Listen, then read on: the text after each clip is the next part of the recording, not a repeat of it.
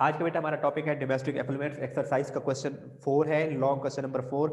उसकी स्टेटमेंट ये है कि जो डोमेस्टिक हाउस होल्ड का पानी है या हाउस होल्ड का जो वेस्ट मटेरियल है दैट कॉज वाटर पोल्यूशन। तो पेज नंबर 145 पर डोमेस्टिक एफ्लुएंट्स का लॉन्ग क्वेश्चन है। सबसे पहले आप वाटर पोल्यूशन की डेफिनेशन लिखोगे जो पेज नंबर 144 में हमने पढ़ी।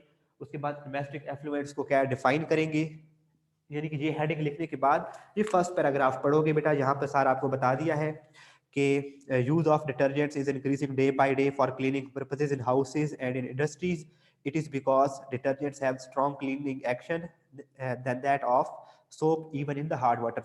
एडवांटेज भी अगर कभी पूछा जाए आपसे कि डिटर्जेंट्स का क्या एडवांटेज है, तो आप उसमें बता सकते हैं कि detergents have advantage over soaps because they can even perform cleaning action in hard water and they can even work in acidic solutions as well. But they have a major disadvantage over the soap. और उनका disadvantage क्या है detergents का कि some of the detergents are non biodegradable. ये word non biodegradable से बेटा short question 2 बनते हैं। तो शॉर्ट क्वेश्चन बनते हैं बेटा कि what are non biodegradable substances. तो ऐसी सब्सटेंसेस जिनको बैक्टीरिया डिकम्पोज नहीं कर सकता, जिनको माइक्रो ऑर्गेनिजम्स डिकम्पोज नहीं कर, जो प्लास्टिक है ना बेटा, पॉलीथीन के बैग्स हैं, उनको भी बैक्टीरिया वो नहीं कर सकता, डिग्रेड नहीं कर सकता, तो वो भी नॉन बायोडिग्रेडेबल है। जबकि कोई इंसान मर जाता है, जब कोई भी लिविंग ऑर्गेनिज्म मर जाते हैं, जो कपड़ा है, क्लॉथ है, वो आप मिट्टी में दबा के रख दो, कुछ अरसे के बाद खत्म हो जाएगा, वो डिकम्पोज हो जाएगा। तो ऐसी सब्सटेंसेस जो डिकम्पोज हो जाती हैं दे आर कॉल्ड बायोडिग्रेडेबल, और वो सब्सटेंसेस जो डिकम्पोज नहीं होती they are called non biodegradable. तो शॉर्ट क्वेश्चन आ सकता है अलग से कि differentiate between biodegradable and non biodegradable substances. तो नॉन बायोडिग्रेडेबल सब्सटेंसेस की डेफिनेशन हमने लिखी है, the substances which can not be decomposed by bacteria are called non biodegradable substances, for example detergents. और बायोडिग्रेडेबल में क्या लिखेंगे, द सब्सटेंसेस, फिर कैन नॉट नहीं लिखेंगे, फिर यही लिखेंगे कि the substances which can be decomposed by bacteria are called biodegradable substances, और उसकी एग्जांपल क्या देंगे, सोप। उसके बाद कहता है when house hold water containing these detergents. अब ये जो डिटर्जेंट्स हैं जो नॉन बायोडिग्रेडेबल हैं, जब हमारे घरों के पानी में, सीवरेज के पानी में चले जाते हैं और फिर इस पानी को डिस्चार्ज कर दिया जाता है in water bodies like streams, ponds, lakes and rivers etcetera, it causes water pollution. तो ये वाटर पोल्यूशन कॉज करता है। अब इसके बाद नेक्स्ट पैराग्राफ के ऊपर हेडिंग दे बेटा इफेक्ट्स।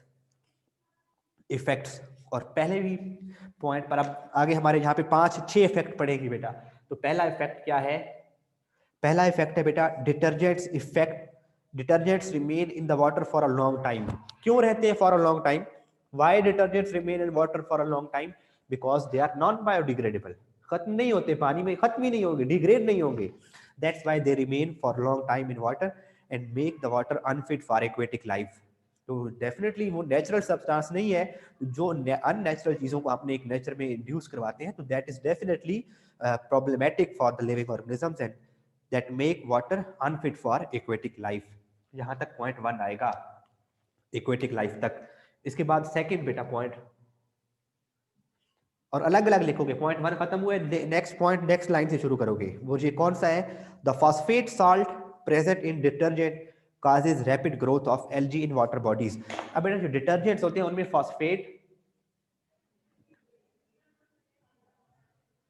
फॉस्फेट साल्ट मौजूद होता है। जो डिटर्जेंट्स हैं उनमें फॉस्फेट साल्ट मौजूद होता है, और जब ये जाता है पानी में तो बेटा जो एल्गी है, आपने अक्सर देखा होगा जहां पे पानी खड़ा रहता है बहुत ज्यादा अरसे के लिए, उसके ऊपर एक ग्रीन लेयर बन जाती है। पानी कहीं पे खड़ा है ना, गंदा पानी, उसके ऊपर एक ग्रीन लेयर सी आ जाती है, दैट इज एल्गी। और एल्गी क्या करती है, वो इस फॉस्फेट, ये जो फॉस्फेट सॉल्ट है वो उस एल्गी की फूड है।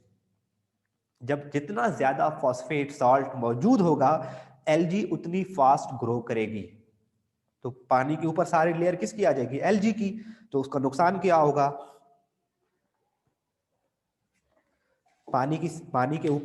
पानी के ऊपर सारी हर तरफ चारों तरफ उसके ऊपर एल्गी की लेयर आ गई है। क्यों आई है, क्योंकि पानी के अंदर हमने ऐसा पानी मिला दिया जिसके अंदर फॉस्फेट साल्ट बहुत ज्यादा था। जैसे ही फॉस्फेट साल्ट आया पानी के अंदर, तो एल्गी ने कहा कि हाय मजे, एल्गी की ग्रोथ बढ़ गई, एल्गी को खाना मिलना शुरू हो गया तो उसकी ग्रोथ बढ़ गई। जब एल्गी ज्यादा ग्रो करेगी तो उसके दो प्रोसेस होंगे। पहला नुकसान क्या होगा कि पानी की ऊपर की सारी लेयर की उसके ऊपर एलजी आ जाएगी, तो सनलाइट अंदर पेनिट्रेट नहीं कर सकेगी। सनलाइट पेनिट्रेट नहीं करेगी तो जो एक्वेटिक प्लांट है वो फोटोसिंथेसिस नहीं कर सकेंगे, तो उन एक्वेटिक प्लांट्स की भी डेथ होगी और पानी के अंदर ऑक्सीजन की कंसंट्रेशन भी कम होगी। दूसरा नुकसान क्या है, जितनी ज्यादा एलजी बनेगी बेटा, ये पानी के अंदर फॉस्फेट साल्ट मौजूद है और एलजी उस फॉस्फेट साल्ट को यूज करती है एज अ फूड। दूसरा नुकसान क्या है, जब एलजी बनेगी, प्रोड्यूस ज्यादा होगी, तो उसकी डेथ भी होनी है। ज्यादा एलजी प्रोड्यूस होगी तो उसकी डेथ भी होगी। तो जब एलजी की डेथ होती है बेटा, जिन एलजी की जिस एटम जिनके जिन वाले प्लांट्स एलजी प्लांट्स की डेथ होती जाएगी, तो वो पानी में डूब जाएंगे। पानी में डूबेंगे तो उन डेड प्लांट्स डेड एलजी की क्या होगी, डिकम्पोजिशन होगी, और डिकम्पोजिशन के रिजल्ट में फिर कार्बन, और डिकम्पोजिशन के रिजल्ट में ऑक्सीजन यूज होती है। तो जो रही थोड़ी पहले ऑलरेडी पानी के अंदर ऑक्सीजन कम थी, और जो थी वो भी डेड एलजी की उसमें डिकम्पोजिशन में यूज हो गई। तो इस तरह से जो एक्वेटिक प्लांट्स हैं, जो एक्वेटिक एनिमल्स हैं, उनके लिए मसला हो जाएगा। तो ये सेकंड पॉइंट रीड करते हैं। सेकंड पॉइंट है the phosphate salt present in detergents cause rapid growth of algae in water bodies। अब वाटर बॉडीज में बता चुका हूं क्या होते हैं, which float over the surface of water and these plants ultimately die and decay। ऊपर फ्लोट करेंगे तो आखिर उन्होंने मरना भी तो है। डिकेइंग प्लांट्स बीइंग बायोडिग्रेडेबल, ये जो एलजी जब उसकी डेथ होगी तो वो बायोडिग्रेडेबल भी है। जब उसकी डेथ होगी, being decaying plants being biodegradable consume oxygen gas present in water, thus depletion of oxygen gas results in death of aquatic life। Depletion का मतलब होता है खत्म होना, रिड्यूस होना। Reduction of oxygen gas results in death of aquatic life, तो उससे क्या होगा, एक्वेटिक लाइफ की डेथ हो जाएगी। हाँ बेटा मैं बताता हूं, मैं दोबारा हेडिंग से बताता हूं। सबसे पहले पहले नंबर पे इस लॉन्ग क्वेश्चन में पहले नंबर पे आप वाटर पोल्यूशन को डिफाइन करोगे, पेज 144 पर वो पहले 3 लाइनें हैं, ठीक है। उसके बाद बिल्कुल स्टार्ट में डोमेस्टिक एफ्लुएंट्स के नीचे आपने हेडिंग देनी है, वो डोमेस्टिक एफ्लुएंट्स पहले की हेडिंग दी हुई है, पहला पैराग्राफ सारा। उसके बाद नीचे जो सेकंड पैराग्राफ है इस पेज नंबर 145 पर, सेकंड पैराग्राफ है डोमेस्टिक एफ्लुएंट्स में, उसके ऊपर आपने हेडिंग दी इफेक्ट्स, और इफेक्ट्स में पहला पॉइंट है detergents remain in water for a long time and make water unfit for aquatic life, number 1। दूसरा पॉइंट लिखेंगे द फॉस्फेट साल्ट, यहां से दूसरा पॉइंट शुरू हो रहा है इब्राहिम बेटा, मैं बताता हूं कहां पे खत्म होगा। The phosphate salt present in detergent cause rapid growth of algae in water bodies which float over the surface of the water. These plants ultimately die and decay. Decaying plants being biodegradable consume oxygen gas present in water. Thus depletion of oxygen gas results in death of aquatic life। यहां तक क्या है बेटा, second point. अब next उसके ऊपर जाएं, next नीचे वाले पैराग्राफ के ऊपर, वहां पे पॉइंट थर्ड बनेगा बेटा आपका।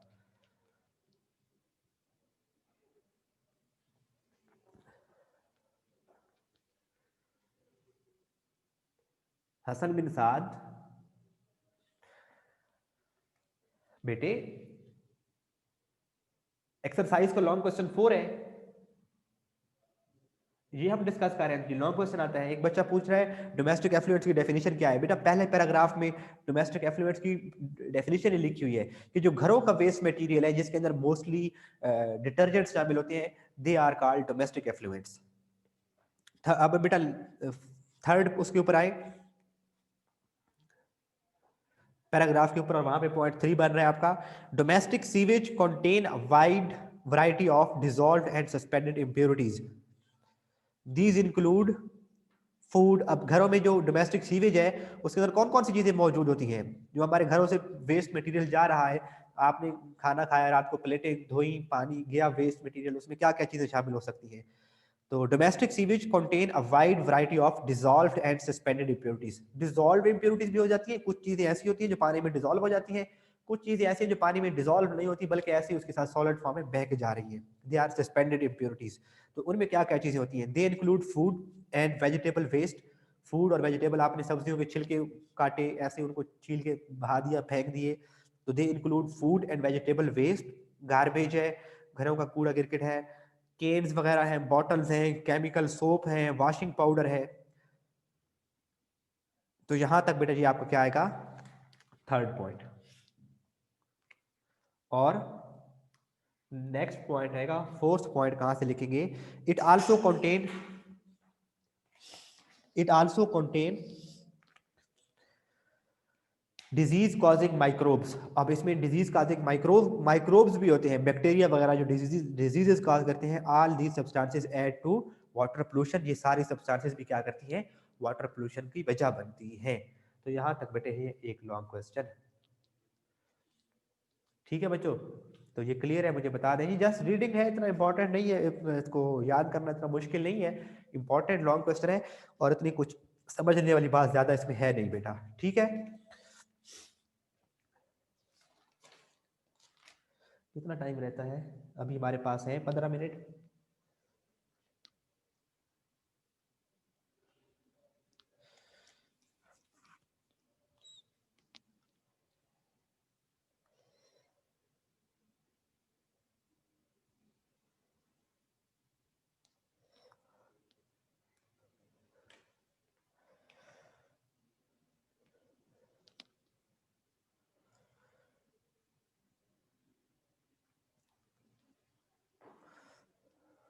हाँ बेटा, पॉइंट 4 एंड तक सर क्लियर है, लेकिन डोमेस्टिक एफ्लुएंट्स की डेफिनेशन नहीं मिल रही बेटा। डोमेस्टिक एफ्लुएंट्स को अगर उसकी एग्जैक्ट डेफिनेशन बनानी हो ना, तो हम खुद भी बना सकते हैं कि the waste materials of household activities is called domestic effluent. या फिर ऐसे कह सकते हो कि domestic sewage contain impurities which are called domestic effluents, या domestic sewage contain substances which pollute water, they are called domestic effluents. और उसमें फिर आप वो जो फर्स्ट पैराग्राफ है वो सारा लिख दोगे।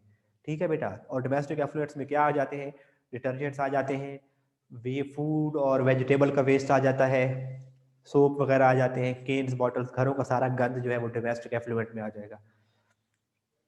आज के लिए काफ़ी है, चलो ठीक है बेटा, ये आज के लिए काफ़ी है। कल इंशाल्लाह हम नेक्स्ट मंडे वाले दिन हम ये चैप्टर ख़त्म करेंगे। नहीं, मंडे को ख़त्म नहीं होगा, मंडे को इफेक्ट्स ऑफ वाटर पोल्यूशन तक, और ट्यूसडे को डिजीजेस पढ़ेंगे, तो हमारा चैप्टर खत्म हो जाएगा। तो बेटा ये था हमारा आज का टॉपिक, को स्टार्ट नहीं करते नेक्स्ट टॉपिक को, वो फिर इंशाल्लाह नेक्स्ट क्लास में शुरू करेंगे। तो यहाँ तक किसी बच्चे का कोई भी क्वेश्चन है, अगर कुछ पूछना चाहता है तो पूछ सकते हैं बेटा। ये यहाँ पे बेटा मैंने डोमेस्टिक एफ्लुएंट्स की एक ज़्यादा बेहतर डेफिनेशन लिख दी है, उसी को हमने डिड्यूस करके खुद से कि domestic sewage contain large amount of impurities, detergents, household waste and microbes, all this substances are called domestic effluents. तो ये आप अगर वो डोमेस्टिक एफ्लुएंट्स में ये बात लिखना चाहें तो ज़्यादा बेहतर हो जाएगा। आपने पहले वाटर पोल्यूशन लिखा, फिर डोमेस्टिक एफ्लुएंट्स लिखा, फिर उसके 4-5 जो इफेक्ट्स आपको मार्क करवाए हैं वो लिख देंगे, तो ये लॉन्ग क्वेश्चन कंप्लीट। ठीक है बच्चों, चलो बच्चों क्लास को फिर ख़त्म करते हैं। प्रीवियस दोनों लेक्चर, कल का लेक्चर, आज का लेक्चर मैं यूट्यूब पे भी भेज दूंगा, किसी बच्चे ने देखना हो तो वो देख सकता है। अल्लाह हाफिज़ बच्चों।